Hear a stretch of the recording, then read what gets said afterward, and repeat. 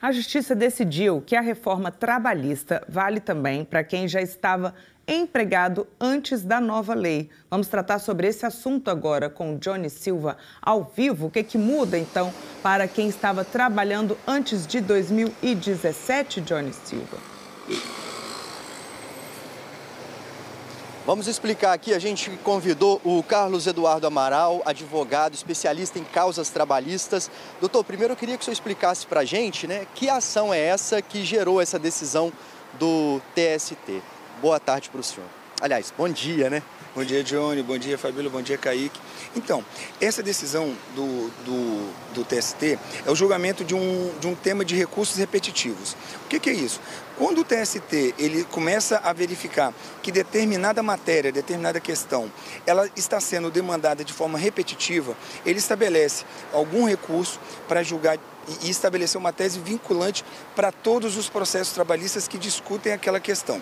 Esse caso específico, só para a gente ter uma ideia, é de uma trabalhadora que estava pleiteando horas de trajeto, as horas em itinerário, de um período de novembro de 2017, quando começou a valer a reforma, até janeiro de 2018, provavelmente quando ela foi demitida. Então a gente está falando de um caso que estabeleceu uma tese vinculante para todos os processos no âmbito da Justiça do Trabalho, que estava discutindo 3 meses de verba trabalhista. Agora, isso na prática quer dizer o quê? Quem tem um contrato desde 2010, por exemplo, continua com ele vigente até hoje, essa pessoa não vai conseguir mais na justiça alguns benefícios, por exemplo, que a empresa deixou de pagar. Por quê? Isso, então, a gente tem só que estabelecer algumas diferenças. O que estava estabelecido em contrato e em norma coletiva, ele prevalece. A discussão que foi instaurada lá no TST e foi julgada agora nesse tema repetitivo, né, nessa tese vinculante para toda a Justiça do Trabalho, é que o seguinte, olha, se eu tinha um direito previsto na lei, na CLT, antes da reforma trabalhista, antes de novembro de 2017, ele vai ser preservado até aquela data, até a data em que a reforma entrou em vigor. Após isso, não. O que está estabelecido na lei, ele pode modificar o regime jurídico daquela pessoa. Ou seja, se eu tinha o direito, e aí nesse exemplo prático, a receber as horas de trajeto pela lei, eu não vou ter mais a partir da entrada em vigor da reforma trabalhista. Nesse caso, o trabalhador teria o direito de receber até 2017, quando foi feita a reforma. Exatamente. A partir da entrada em vigor da reforma, aquele direito previsto na lei, ele não teria mais eficácia para os fatos futuros. Agora, quais foram as principais mudanças e que geram muitas demandas, por exemplo, nos tribunais, muitos processos, e que as pessoas devem ficar atentas, doutor? Se puder dar alguns exemplos para a gente, é bom. Nesse caso específico, a gente vai ter impacto, né, com base nas horas em itinerário. Uma questão também bem relevante foi a mudança de tratamento do intervalo entre a jornada, que é aquele intervalo para refeição e descanso durante a jornada de trabalho. Antes, o período suprimido, por exemplo, se eu tinha 1 hora de intervalo e usei 20 minutos, o tribunal ele concedia 1 hora para todos os trabalhadores. Hoje, com a reforma, ele só recebe o período efetivamente suprimido. Se eu usei 20 minutos, eu vou receber apenas 40. E um outro tratamento também em relação ao intervalo é que antes esse pagamento ele tinha uma natureza remuneratória. Hoje ele tem uma natureza indenizatória.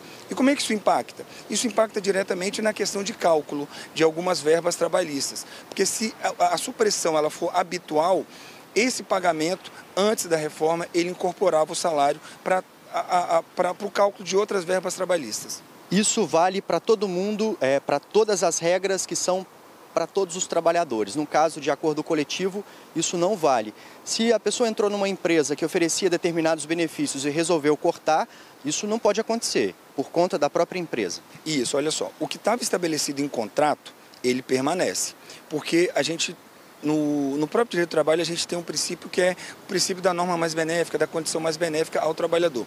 Se a empresa estabeleceu no contrato de trabalho, ao contratar aquela pessoa, o pagamento das horas de trajeto, ele não poderia ser retirado, mesmo com a entrada em vigor da reforma trabalhista. A mesma coisa em relação à norma coletiva. A norma coletiva, se estabelecia o pagamento de um período pré-definido de horas em itinerário, prevalece o pagamento enquanto a norma coletiva estiver em vigor.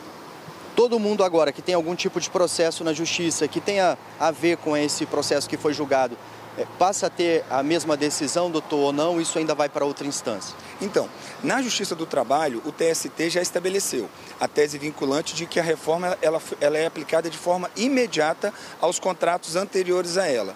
Bom, se eu tenho um processo na Justiça do Trabalho, todos os juízes e todos os tribunais têm que obedecer essa tese vinculante, a não ser que eles verifiquem alguma coisa que possa distinguir dessa tese. Então, por exemplo, se o caso tiver uma norma coletiva, ele vai ter que justificar, olha, não cabe a aplicação da tese vinculante do TST porque eu tenho uma norma coletiva, eu tenho uma distinção da situação prática.